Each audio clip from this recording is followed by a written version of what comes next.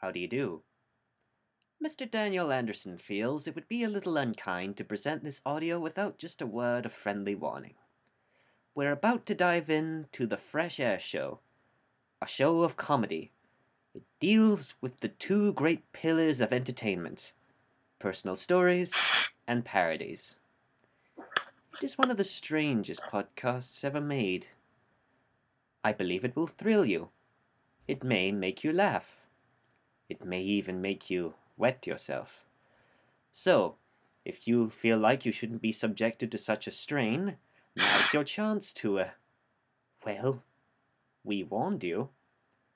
That was the original Frankenstein opening for those curious. Oh.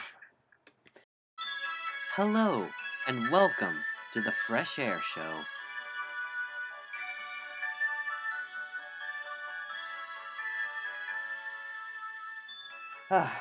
Well, everyone, welcome back to episode 2 of the Fresh Air Show.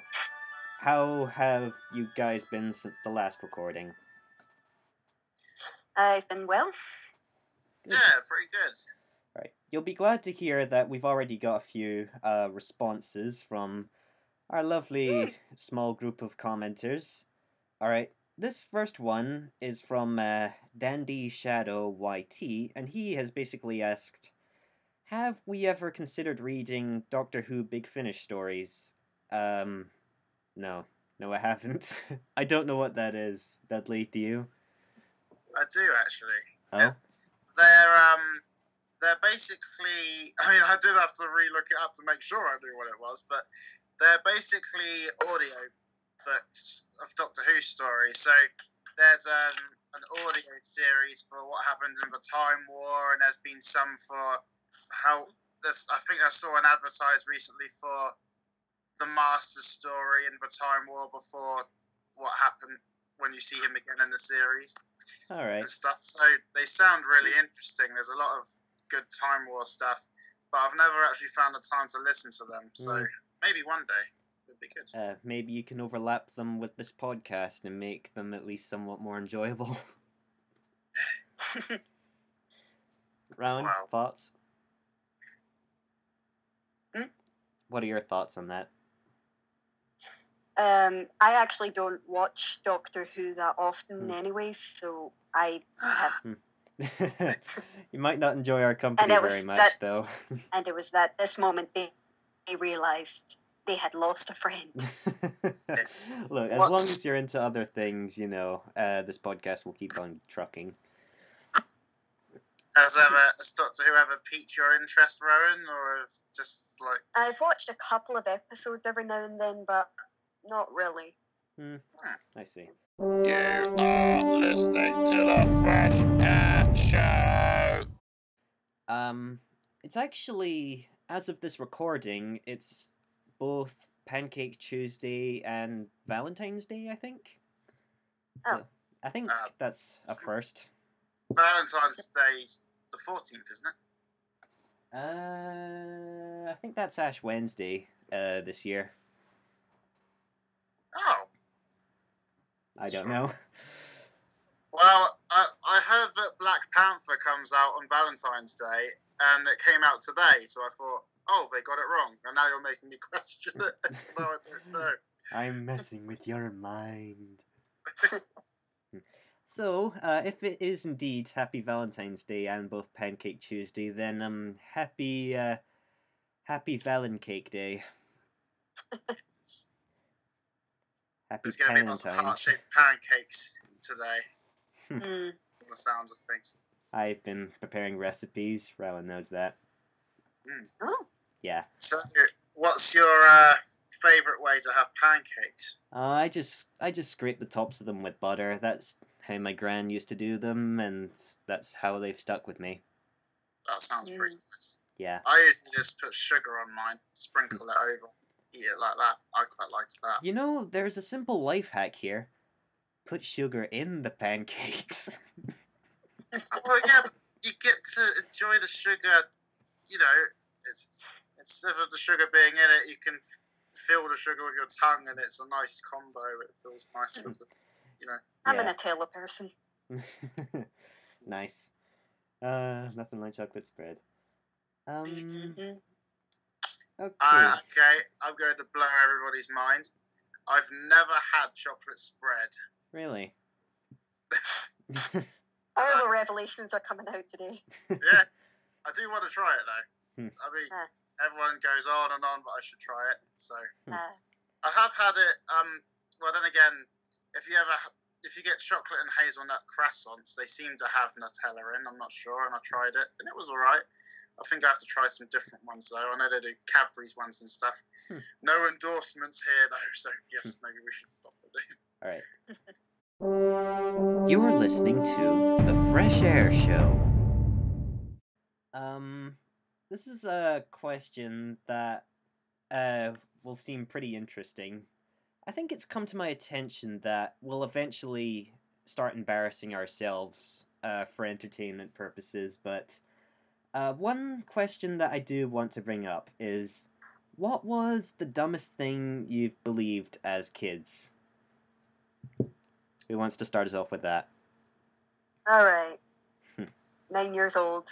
My new stepdad came in, and he was that kind of person who you can't tell whether he's joking or not. So I was particularly gullible as a child, and I believed it when he told me we were going to climb Mount Everest for fun. Wow.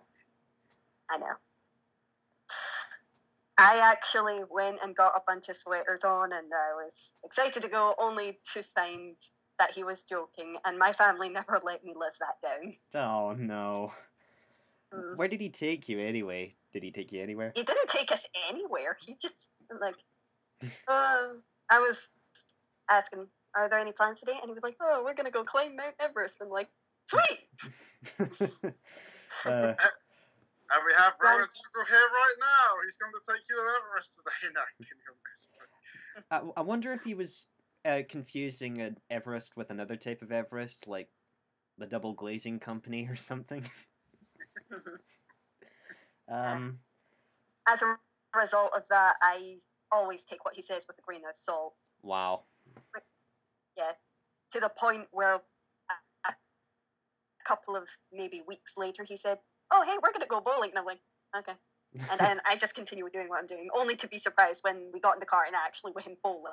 Wow. I'm like, oh, he is capable of telling the truth. I'm guessing he's a bit I've had trust issues. I'm guessing he's like Toothface. A bit, yeah. I've had trust issues ever since. Wow.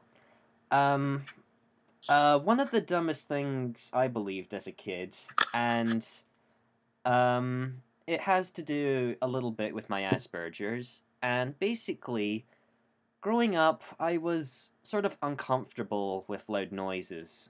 For instance, if we were going to, like, say, like a public area and there were lots of people and sounds going on, I didn't like that. I didn't like sirens going off. It's all understandable things. Now, at one point, before I was 3, I discovered what a gun is, and I thought, oh, that definitely makes a loud noise, I better avoid them.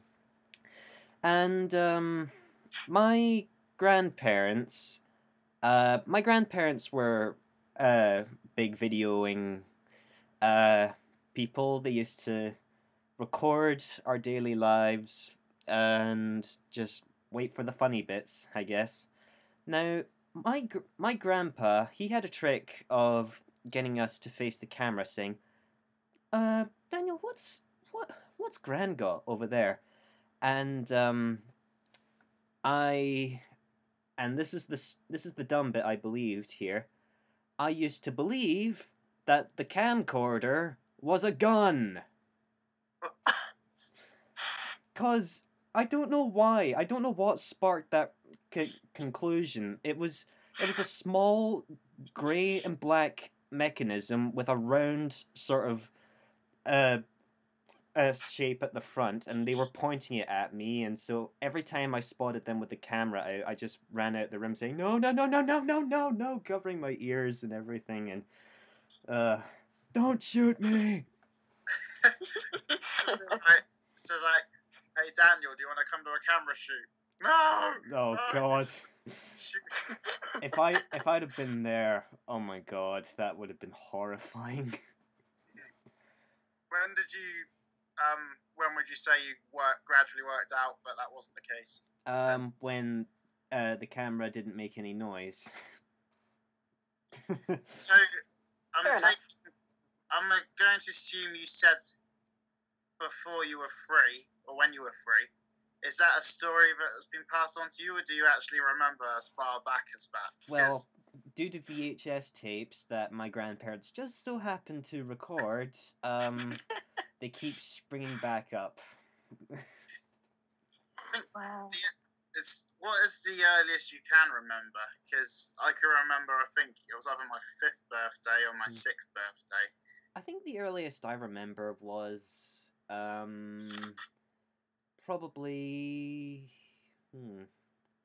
I think probably about the age of 3, because before the age of 3 you don't remember anything in as your infancy, do you? And so keep in mind, for those of you who have like nieces, nephews, or other young family members under the age of 3, just remember, these first 3 years, they won't remember a thing.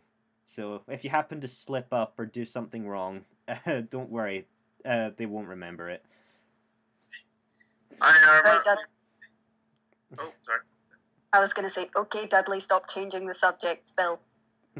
Yeah, what? I have to say it. No. For entertainment, Dudley. I know, I'm joking. We did it, you have to cough it up now.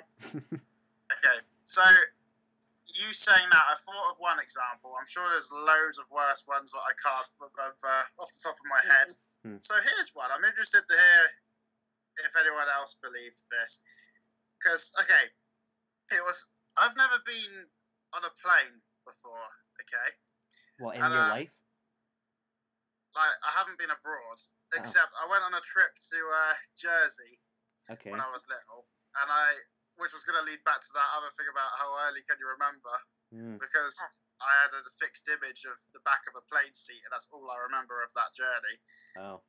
But for ages, until like 2 years ago, I used to think that these big airliners had parachutes, and apparently they don't.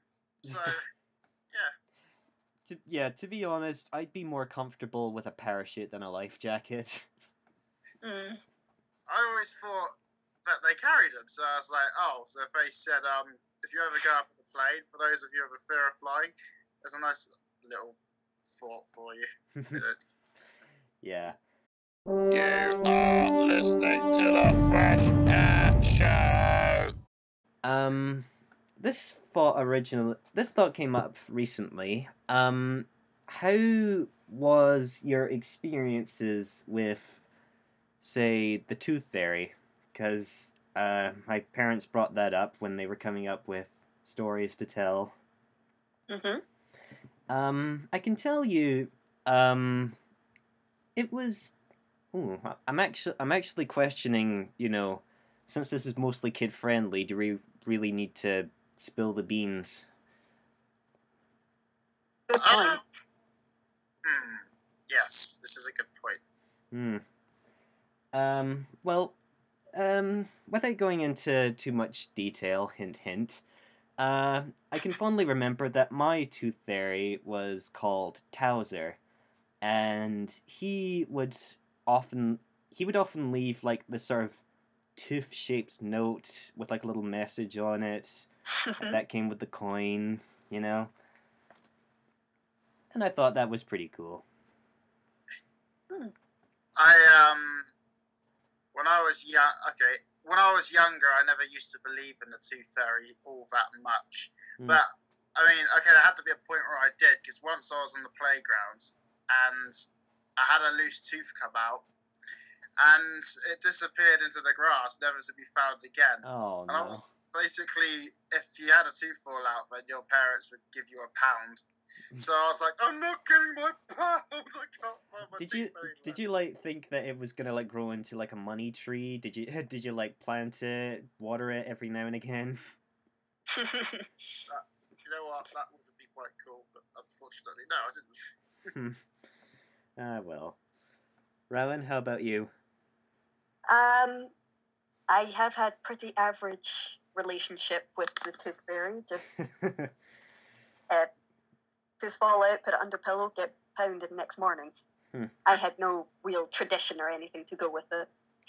Boring, I know, but it didn't have a name or anything. Oh. Oh well. But it makes for interesting conversations, I'm sure. Like, it's nice to have memories of these things, isn't it? Like, special memories. You're talking about your tooth fairy, Rowan, as if, like, you had a drink with her at one point. I was going to say, did you see on a regular basis? Oh yeah, we play poker on Sundays. She gets wasted. Every time I have to take her home, she keeps turning my tires into gold. Oh yeah, she's a total wreck. I kind of want to see that now. I want to see like artists bring that to life. Oh, fan art requests for the Fresh Air Show episode 2 begins. Just a tooth fairy in a dress. Yeah, she's got like her wings something on back to front. She's holding the wand the wrong way. Maybe that's something we should do. Whenever we have these interesting stories, people should send in fan art for us and we'll post it on the next episode or something. It could be quite fun. Yeah. You're listening to The Fresh Air Show. This question is from 22 Dallas 1, and they've basically asked, what's your favorite thing to do in your spare time? And the answer to that, in my mind, is pretty simple. Sleep, watch movies and videos, and work on personal projects. That's all you really need to know about me. I can't say I'm much different. In this, lots of video games, films. I think out of the two, I think I enjoy video games more. For me, it's lay around, stare at the ceiling for a few hours, and play a couple of games on my tablet, surf the internet. Occasionally go out on my bike if it's good weather. Other than that, not much. The human race is pretty much like a big pack of dogs. You know, if you treat us well, you know, we're your friend for life. There's this other question from Jim Fish. What is it with these podcasts and fish? Are they trying to leave a mental scar in my brain? Because we had like that sensory tank story from the last time. We had the Shark Park Hot Wheels set from last time as well. Yes, that chum story you told has stuck with me since that night. Wow. All right, so Jim Fish, he has asked, what was our favorite and worst vacation? Who wants to start us off there? My favorite holiday, I'd have to say, would be my trip to New Zealand. Insert Lord of the Rings music. Lord of the Rings, yeah. It's just a generally beautiful place. My granddad had a villa there that was really nice, and it's just full of foliage. The people are so nice, and I didn't have to worry about learning another language, so that was a plus. Yeah. So you could stay there for free with your grandfather then, whenever you wanted to, which is, would you say? Yeah, until he died a year ago, and the villa was sold. God bless him. Condolences. Speaking of languages, I think sign language is probably more useful to learn in high school than, say, Spanish or French. What language? Sign language. Because it's come to my attention that sign language is practically universal. Like, I've never seen, like, variations of it. Every single sign is always the same American Sign Language and British Sign Language, so... Well, so much for that, but... Sorry to rain on your parade. Just an idea. So that was your best vacation. What was the worst one you've had? I honestly can't really think of a worst one. Well, a bad one in my mind is probably I can't remember what year this was, but basically I went to Spain for like the second time. So it was in the late 2000s, but I can't remember the exact year. Now, for all of you who are curious, I am not a sun person. Absolutely not. Because the United Kingdom... Yeah, the United Kingdom is like the eye of the storm, and the rest of the world is the storm. Like, because, yeah, we're in the middle of a tectonic plate. We don't get earthquakes, or yeah, and our weather's usually just cloudy, overcast, or rain with bouts of sun. Yeah. So naturally, when that changes dramatically overnight, then my body just starts having a mental breakdown, because when you think at night in Spain, like, it gets cooler from the blistering heat, but no, it's literally humid, and even though they give you blankets to sleep under, I don't even use them. I just sleep on the floor, like on the tiles where it's coldest. I don't like getting tanned on a holiday. It's just but sun and sunburn give you cancer. Now, doesn't that sound advertising? Now, when you look at family photos of me in tropical countries, I'm like Casper the Ghost. I'm like the palest one in the entire family. Like, my parents are just red, ready for the shell crackers, for these lobsters or whatever. And I sort of make it my goal to go the longest without getting tanned or sunburnt. And it entered like the last week, and my parents were like, "Oh, we haven't gone to the beaches yet." And I'm like, no, stop. If we're going to enjoy something today, at least have it be one thing. Like, if it's the water, you know, there's a swimming pool like a couple yards away from our house or villa. We don't need to go all the way out here and walk on brimstone just to get to water. And oh, I hate sand. It's rough. Especially when you go into the water and there's always that like first bit of sand that just sticks to you, and it's like, ugh, get it off. That's what I don't like, and I often just wind up standing at the shore until I'm sort of dry enough. I disagree. I love the beach. All right, so yeah, if you've gathered all of that, you'll probably know that I don't like sand at all. So, yeah, not the best vacation I've had, but, what was the best one I've had? I think it's a two-way tie between my first trip to Florida or my third trip to Africa. I'm going to talk about Florida first. It was my trip to Florida in 2005 or 3 or something. It's probably the only time I've ever been in America.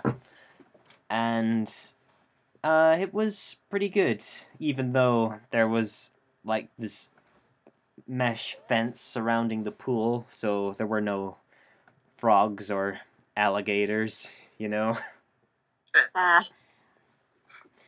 But the other reason why we were in Florida is because we were actually heading to Disneyland for a few days. It was terrifying. Really? Because when you think of characters like Timon and Pumbaa, you expect them to be just under a foot tall. They're not supposed to be human-sized, lumbering over you like some sort of giant. And it was absolutely horrifying to see all these mutated Disney characters shaped into like these giant monsters with lifeless faces and unblinking eyes. what time of year did you go? Because around Halloween they bring out all the villains and stuff, don't they? Yeah. Luckily for me, it was in summer, so it was just any usual trip to Disney, etc. But the rides that I did enjoy, I came to Disney World for the rides, and I enjoyed the ones that were out at the time, like the Tower of Terror. Even though it was pretty freaky, I still remember it fondly. Goofy's Barnstormer, the first roller coaster I ever went on.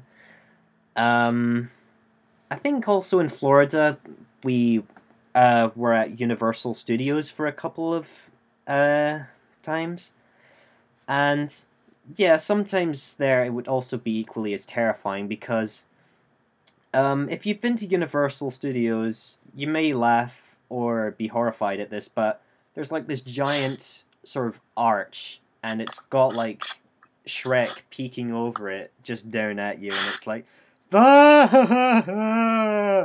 why would you put this at the front of a amusement park? That is horrifying. And it was back at that point that I wasn't like the biggest fan of Shrek. I just, if there was any movie about a monster that was aimed at kids, you know, I wouldn't watch it because, you know, as a child believing monsters exist in your wardrobe, I wouldn't watch Monsters, Inc. because I thought it would be horrifying. But I eventually came to my senses and watched it, and it was pretty cool. Cool. The meme movie. Yeah. Mike Wazowski donates to charity by existing. Well, so my best holiday, because as you know, I haven't been abroad, so the best memories I've had of going on holiday have been going to Blackpool.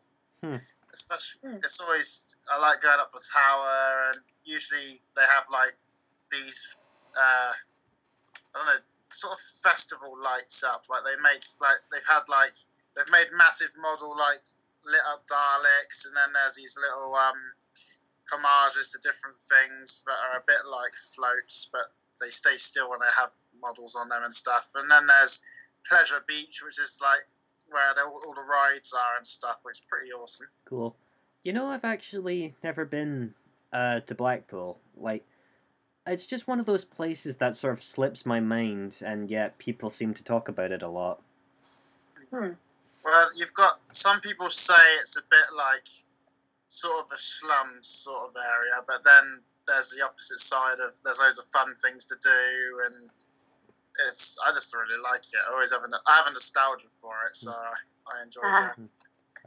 All right. Whereas, now if we're coming to the worst holiday, to be honest, I've enjoyed most of my holidays. We actually went to Cornwall last year, and the only reason that I'd consider it maybe the worst one I've been on is that there wasn't a lot available to do.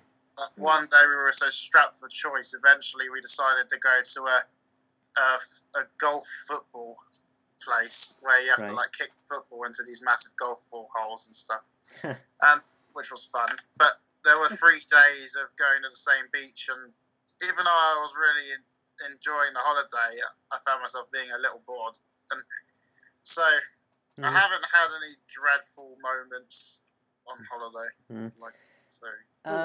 Back to that topic of Universal. Even though Florida's Disneyland and Universal were horrifying with all the giant characters wandering about, there were some perks to it. Like, I remember at Disneyland, I remember watching like Playhouse Disney Live.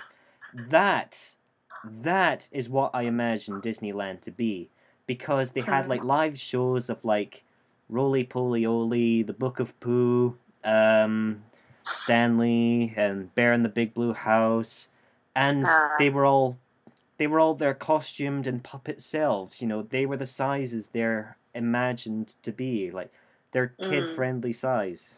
You know, I love Bear in the Big Blue House. Probably the first show I ever saw. I remember that. That was nostalgic as well. I want to go to Disneyland at some point in my life. Even if I'm older than 26, I'm going to enjoy it to the full. I'm good. Yeah. You're never too old for Disney. Exactly. In any context. Yeah. All right. I have a question if you want another one to discuss. All right. Mm-hmm. Sorry. Oh, I thought you wanted to do the jingle thing first. Oh, Sorry. right. Insert jingle here. Okay. Okay, I have a question for everybody. What is the scariest film you've ever seen, maybe as a kid? What has any film scarred you for life? When you think back and you're like, oh god. Oh my god, I just remembered this bloody memory. Alright. Tell it.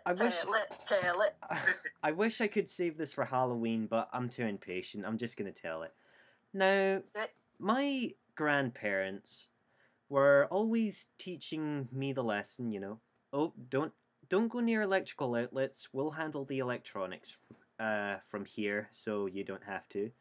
And I respected their decision. I just sat back, watched what they were doing, and took notes. Like, okay, I'll know not to do that. And they were always saying, you know, don't touch the electrical outlets or you'll get electrocuted.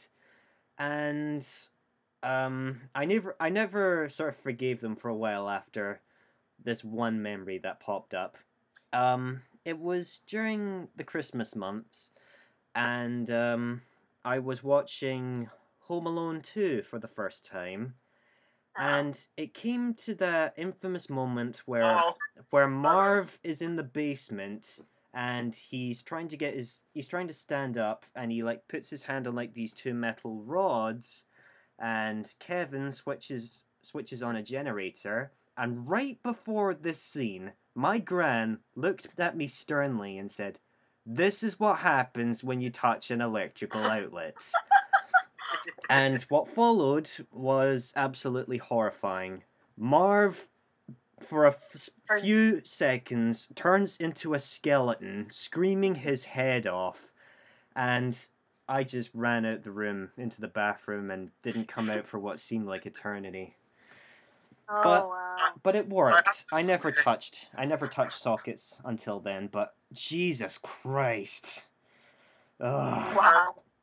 Whenever, I have to say, that was one of my favourite scenes of the film. I always found that hilarious, because it's like, when you look at a cartoon, someone touches an electric thing, they turn into a skeleton.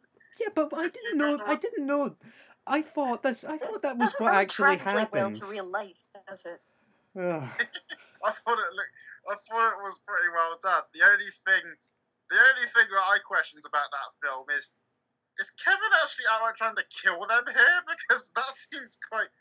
there's self-defense, and then there's overdoing it in that film. Yeah, throwing bricks at them from the top of a building is one thing. And straight up going Operation Vasectomy and shooting a staple gun into a man's crotch. That's... Yeah, there's that too. It's like messing with a woman's purse. You just don't do it.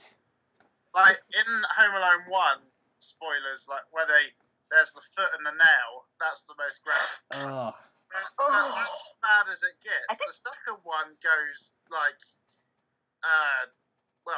crazy. I mean, I love it, but I haven't seen it in a while. Setting a rope on fire.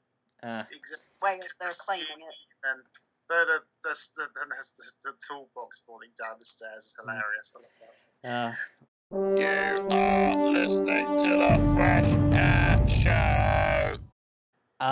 My dad, I think he's approaching that age where he doesn't care if he burps or lets one rip. He just blurts it out for the whole world to hear. And it's just, ugh. Can you just do it? Can you just do it under your breath or try covering it with a cough? I mean, Jesus Christ. I try to keep quiet in the house, and my dad is just downright horrendous when it comes to gas. Like, I mean, if the world was to run out of oxygen, I reckon he'd still be going on his own steam. Well, I mean, he is just he's just ridiculous when it comes to bodily functions. I think if you tried giving him CPR, he'd probably explode from all the gas he's containing. Does he do this in public a lot, or is this just at home in the living room? Just at home, I think, because I think to him it's funny, but to me it's just, I mean, come on. I may be gassy, but I don't go for the world record, believe me. Back onto the topic of the scares, Rowan, what scared you? I remember when I was fairly young, maybe 6 or 7, I was with my dad, and for some reason he let me watch the Spanish movie Pan's Labyrinth. Oh, do you know anything? Oh no, but that's pretty freaky. I'm pretty sure it's French, but yeah, that's well, yeah, French. Yeah. Yeah, for some reason, when I was a little girl, my dad let me watch that with me. Oh God, I've not even seen it, and that's a horrifying thought.